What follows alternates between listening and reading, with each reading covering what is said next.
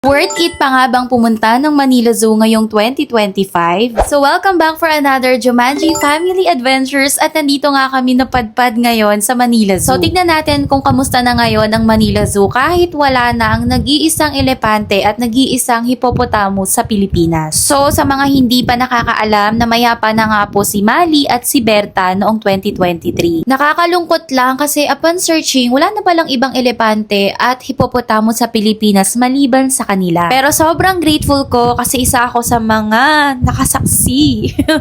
Nakakaiyak pala tong i-voice over. And nakakaiyak kasi hindi man lang nila inantay yung anak ko.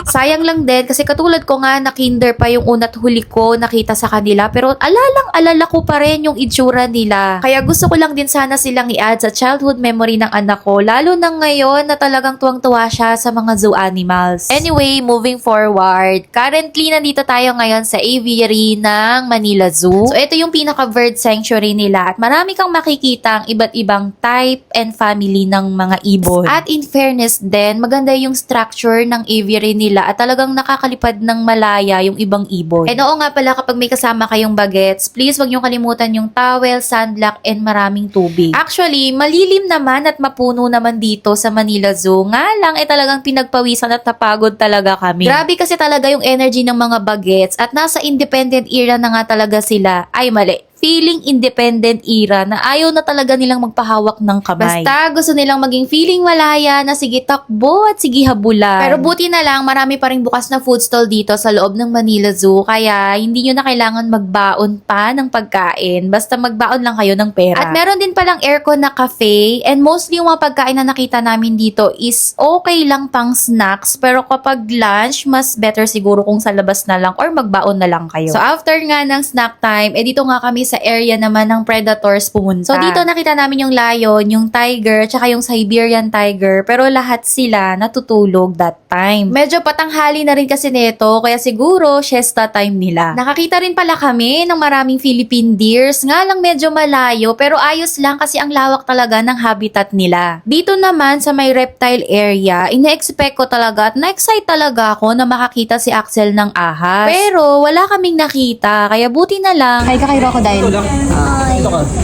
Buti na lang nagpakitang gilas yung crocodile doon at medyo nakabawi sila sa dami ng turtle, bato o pawikan. At dito naman sa may primate area nila ay kailangan mo magbayad ng 20 pesos for the shoe cover. Actually nakikita ko maganda sana yung plano nila dito lalo na't may palaruan, malinis, mag-e-enjoy talaga yung mga bagets. Kaso sa lawak nito, isa lang yung nakita naming unggoy. Hindi namin alam kung nagtatago lang ba or ano na nangyari sa ibang unggoy. Kaya yun, itong dalawang bagets na lang yung hinayaan namin mag-unggoy-unggoyan. Kaso nga lang medyo mainit kaya saglit lang namin sila pinalaro dyan. At dahil medyo nadismaya kami sa may monkey area, buti na lang napawi ng lamig dito sa may butterfly garden. Masmasan ka talaga dahil aircon nga dito sa area kung saan ako-preserve yung mga butterfly art. Tapos sa dulo no, nandito yung butterfly garden na talaga namang sasalubungin ka ng mga butterflies na hindi talaga mahuli-huli ng anak ko. At in fairness, ang ganda na architectural design niya, para siyang inspired sa Changi Airport ng Singapore. At kahit nga dome yung style niya at merong bubong, presko pa rin at maganda yung ventilation ng hangin. May mga ilang bench sa baba kaya pwede muna magpahinga saglit at enjoyin yung mga lumilipad na butterfly. So bago tayo magtapos, eto nga pala yung current rates ngayong 2025 at schedule ng Manila Zoo. So all in all, super nag-enjoy naman ng mga bagets. Pero ang tanong, worth it pa rin bang pumunta ng Manila Zoo ngayong 2025? Para sa akin, kung nature lover ka, yes na yes dahil ang Manila Zoo is parang na siyang eco park sa dami ng puno at halaman. Pero kung after ka talaga sa animals at gusto mo talagang makakota sa dami ng animals na makita mo, and I can say it's a no.